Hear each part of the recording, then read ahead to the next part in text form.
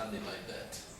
Or in a more sophisticated way, the political view can tell the skeptic, well, you know, perhaps not even I believe in the existence of a moral foundation of human rights, but it is a fact that human rights perform this function in international politics today. It is a fact that they limit national sovereignty. So, what are you exactly skeptical of? Are you skeptical that they perform this function? I mean, just read the newspapers. Are you skeptic of the fact that there is a moral foundation behind this function that they perform? Oh, that's fine. I may be skeptical too, but that doesn't matter, right? So, I guess that the political exponent is going to tell you, yeah, that's just a question for old-fashioned philosophy. I mean, when we do the philosophy of human rights, we don't need to go deeper to this moral level and come up with a final answer to the existence of this moral foundation, because we don't need to look that deep.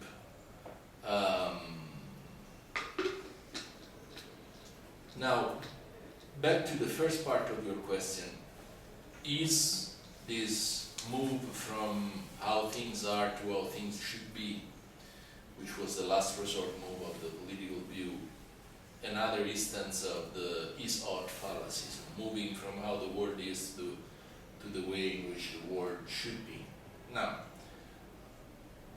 let me say two things.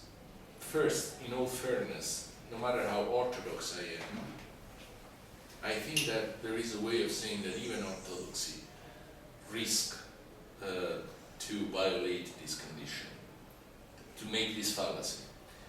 Because think of, I mean, that's my interpretation of Kant, so be careful. In my interpretation of Kant, the foundation of human dignity is the fact that we are autonomous. So, since we are autonomous beings, and I gave you the argument of the fact of reason in the second critique, I try to convince you that, at least from a practical point of view, we cannot help but thinking ourselves as autonomous beings. It follows that we have dignity.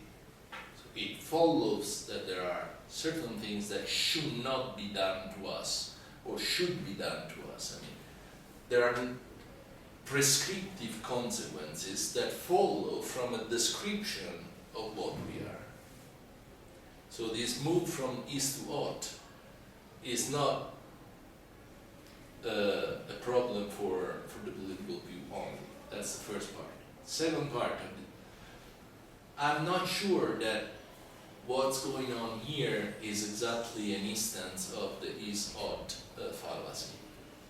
Because what I was saying is that the last resort of the political view is to say, okay, fine, I don't need to be that dependent on how things are today, the way in which they are practiced today. Because the distinction I'm really interested in is the one that puts in one category things that should be of international concern and things that should not be of international concern. In the first category, I'm going to put genocide, ethnic cleansing, torture, these important things that everybody thinks should be protected through human rights. In the other things, equally non-controversial things that nobody thinks should be protected by human rights. Having a faithful partner, having sincere friends, having an extremely good life, stuff like that. Happiness, being happy. Is there a human right to be happy? Okay, so what I'm criticizing here is not that this is an instance of the is-ought fallacy. What I'm criticizing is that when you move to the prescriptive level, so things that should be in one category and not in the other, you have to tell me why they should be in one category or not. And I don't see what the political philosopher is allowed to tell me at this point. Because if he tells me, that's how things are, no, you just told me that you don't want to be that close to the practice, to so close, dependent on the practice, and now you go back to the practice. But if he tells me, no, I don't want to go to practice, I want to go to, I don't know, things that are evidently wrong, things that are evidently in the hands of the international community, that's an appeal to, intuitions, is problematic. And if you want to say ethnic cleansing violates the dignity of human rights, being told a lie does not, is first of all is questionable, but secondly, it clearly makes your foundation parasitic on the Orthodox foundation. So it's not so much that the is-ought fallacy is a question begging. It's the fact that at one point a political view no longer explains what is the normativity of human rights, just takes it for granted.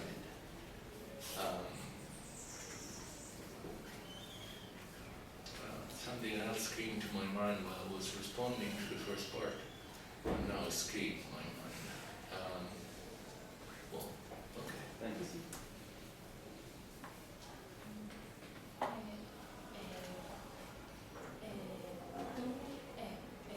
Vou falar em português. Kant, ele tem ponto orthodoxical point of view, in your opinion? In my opinion, yes. Well, in my opinion, in everybody's opinion, I would say. Yeah, I mean, he has this notion of dignity.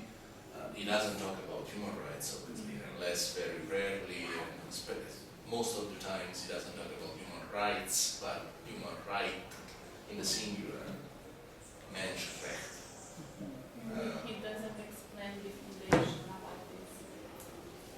No, he has a very strong argument to explain why we have dignity. And I'm going to give you an argument that is similar to Kant, it's not identical to that of Kant, for the same conclusion. But he's a super orthodox, precisely because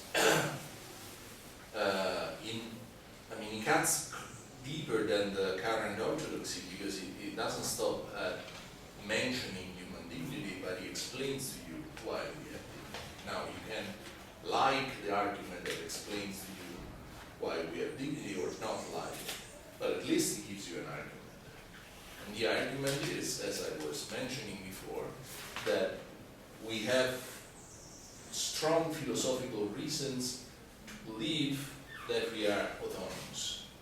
Being autonomous is not being able to do whatever we like, but is to be able to follow moral rules, follow moral law. This is something that makes us special. For him, is clearly distinguishes us from animals, entities with what he calls an arbitrium brutum. So it makes us similar to rational beings, it makes us similar to angels, except that angels do not have a body, therefore they do not have temptations. And so they follow the moral law distinctively and frictionless, without a lot of struggle. But we share with angels our rational nature, so we are capable of following the moral law. So we are capable of agency, of a special kind of agency that silences all our needs or our inclinations or our desires, and makes us capable of following the moral law also in the most difficult circumstances. Remember the famous example that he gives in the groundwork. Let's imagine that an innocent man is threatened by a dictator to give false testimony against an innocent man, if he doesn't give false testimony against that innocent man, he's going to be killed by the despot, by the dictator.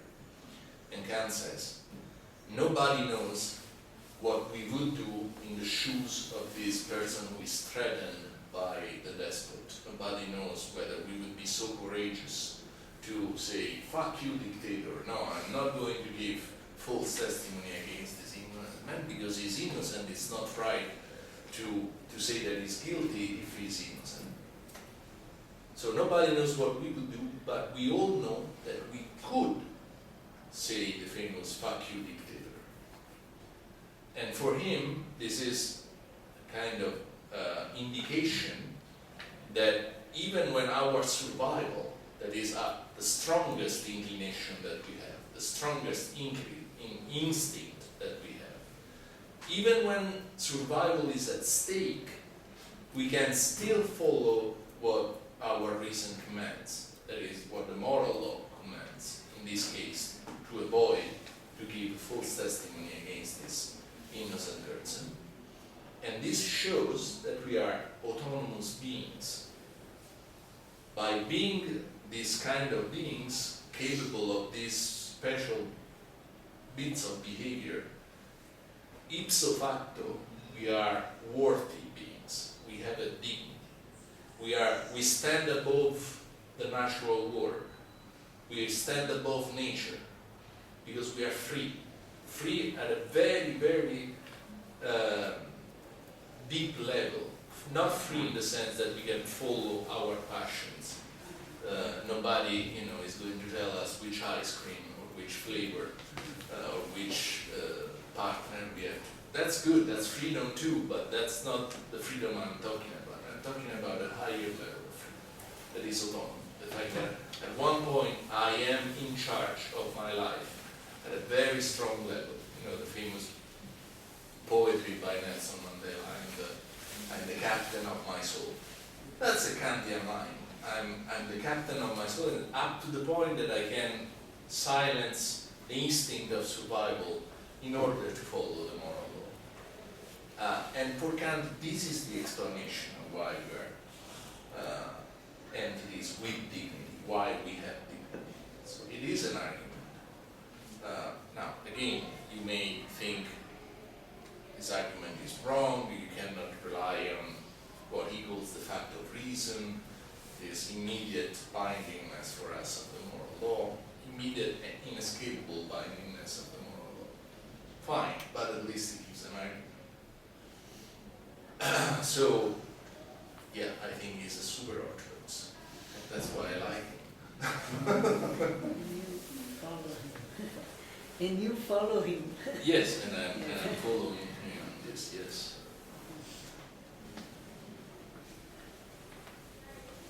I've got one question. I'm still not plenty satisfied with how we deal with the political conception. Okay. Okay. Maybe even with some Kantian foundations, but which is something you admitted and used to criticize this, that in this regard they rely on somehow on a foundation, which may be orthodox or not. Anyway, what I think these philosophers, which are somehow related to political liberalism, can be of any help is to provide some type of common ground to understand how this practice should work. Okay. So it's a critical and perspective, and recognize that we should bear in mind that there are some burdens, to use Rawls' terms, burdens of judgment. Yeah. And why would that be important? That could provide some justification for human rights, as long as it provides some reasons why they have some normativity. Let me explain, make it clear. So human rights and international institutions claim authority. They claim that they can Use create force. and use force, okay? Yeah. Norms that are binding, okay? So as long as these norms are binding, they must provide justification for that. Yeah. And that I think is a big contribution of this tradition. Yeah. And to see how this justification may works out is also something that Hegel, for instance, works a lot. I think in, also Heiner Forst, which is a critical philosopher, Cousin Kantian. So I think this aspect of the political tradition is still to be somehow useful for us, even though it may or not have some deeper foundation. I see. And maybe these foundations also could be put in political terms, you see, so that's a second question. For example, if you see people as bearers of dignity, but in a sense they are equal and free, as Ross puts it, that can also be a political foundation, not a metaphysical one. Yeah. So, two questions. You Yeah, understand? no, excellent question, both of them. Okay, let me rephrase the first question. First, to understand whether I understood you, and to make other people understand probably better. The first point you make is that, look, be careful to discharge the political view too quickly, because it has a great advantage, and this is that it does not impose on people norms that have been decided by some philosophers in a room, and that, magically they become binding and with consequences for everybody. So the political view avoids this problem by saying pretty much I don't give a shit what philosophers think about human rights, in a sense, because I look at the practice. No? Yeah, Am I correct so far? Yes.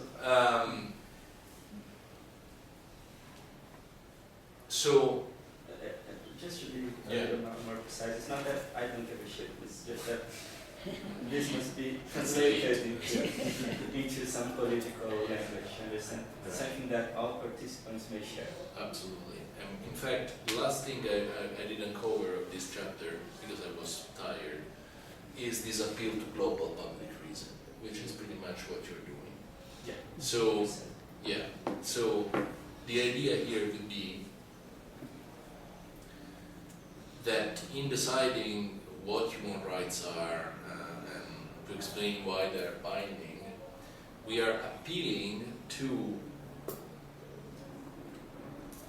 not our moral beliefs or our metaphysical position or our religious tradition or stuff like that, but we are, in analogy with what happens in political liberalism with public reason, we appeal to political values that we already share, right? So, how does political liberalism works in a nutshell? We stipulate that when deciding about the basic rules of our society, we have to set aside our comprehensive views, so our metaphysical views, our moral views, and so on. And we have to reach this political level of deliberation in which we basically appeal to political values. So, I am a Christian, I may think that we are all equal because we are all offspring of God. You may be an atheist, you don't believe in God, but you can still be committed to the equality of citizens for completely different reasons. But at the political level, we agree. So we want to have a society that is grounded on this idea of equality, for reasons that have nothing to do with my being Christians, you being an atheist, but because we share this political value. Okay? So your suggestion, which is also the suggestion of Joshua Cohen, is why don't we apply this wonderful method of public reason also to human rights. So instead of appealing to the different moral traditions, instead of appealing to the different religions in the world and so on and so forth, we appeal to few political values that have already been, that we already share, that there is reason to believe that people around the world would be in agreement with, even in the extreme case in which they are not perfectly overlapping on their comprehensive views. Okay? Yeah. If we do this, we have an instrument that is still critical, in a sense, because we keep a distance from our comprehensive views, so we are still critical about ourselves and the rest of the world. But at the same time, we are not dictating these political norms from above or from the minds of some philosopher or something like that. So basically, it all depends on the existence of some political agreement on these global rules that should be there. Now, two things in response to this very sophisticated version, actually. Thank you very much for bringing this last version of the political view emerge. Two things. One, I could repeat my usual concern that this makes it sound dependent on the existence of a political agreement. What do we do if there are no political values that we share? So I think it's questionable whether, if you look at the average Afghani today and you go there with the whole list of human rights, he's going to agree with that. So an amount of imposition seems to be unavoidable. So he's going to reply, who the fuck are you to tell me how I have to treat my women, my daughters, and so on and so forth? I mean, I don't share this. Too bad. No, at that point. So the other, so I'm saying we don't have to be too confident that there is this political agreement, especially at the global level. I mean, perhaps there is this political agreement within liberal democratic societies, because we have been, socialized in institutions in which that they teach us, even if you think that blacks should have less rights than whites, do not say that publicly, or do not try to make a political party out of that, because this is unacceptable. So, in your house, with your friends, you can say, these fucking niggers, or stuff like that, these are like monkeys, and so on and so forth. But when you go public, be careful, because that's not acceptable, that's something simply you cannot do. And therefore, at the political level, there is some agreement, because, yeah, okay, there is this constitutional rule that says that we are all equal, okay, we're all equal, fine. This happens in liberal democratic societies. So, I doubt that there is anything like a political agreement at the global level. That's criticism number two. The criticism number one is that, after all, even if there is, it looks like it's dependent on contingencies, on the political agreement that there is now. Concern number three is the following.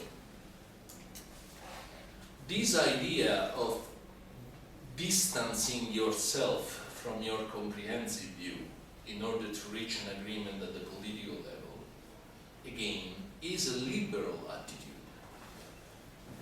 We, in liberal societies, are used to make this distinction between the political level and the moral level.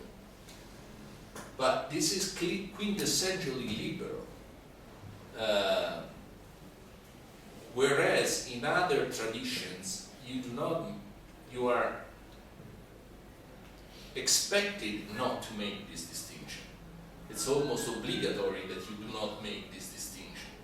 So my main concern with Cohen and the followers of Rawls is that global public reason is a liberal instrument. That's a methodological concern. You cannot expect a faithful Muslim to come to you and say, you know, I know that Allah says that the Quran says this, but for the sake of, you know, agreement and at the political level, I'm going to concede that perhaps we should introduce the human right not to discriminate between men and women, or not to discriminate.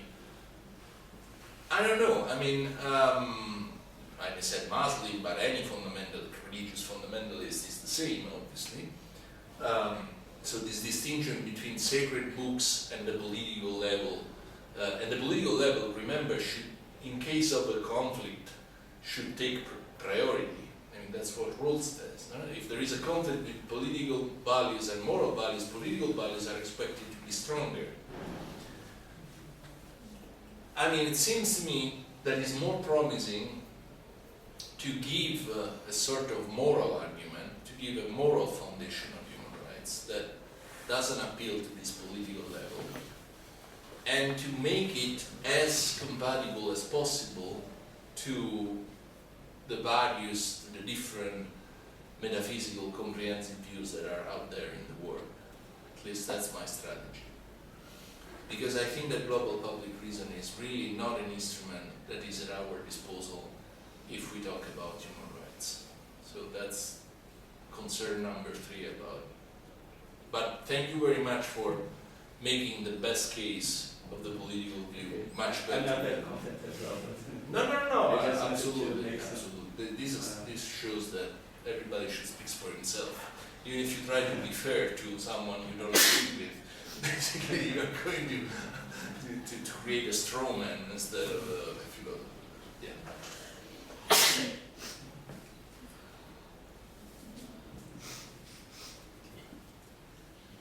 Don't tell me you're tired. It's your You must be tired. No, I'm not that tired. I'm very bored when I have to talk about things that I've written to give lecture, but you know, like philosophy should be done when there is a discussion. It's much nicer.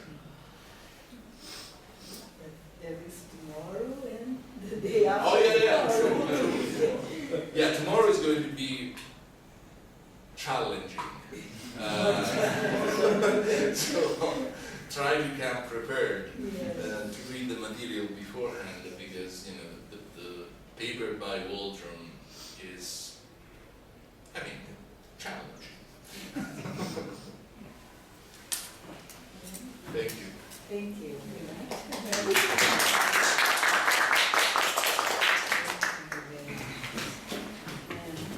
Então, amanhã, à mesma hora, no mesmo local. Obrigada.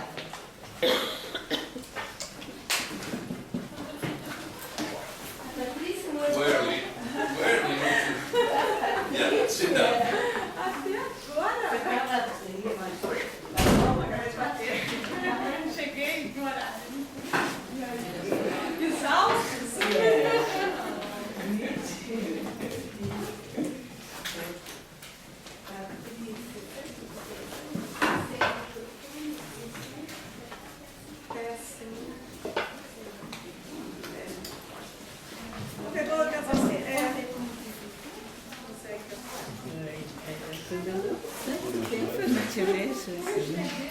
Será que a gente, Regina, como que a gente faz para ver o que foi gravado? Eu acho que a gente... Vamos tirar ela daqui?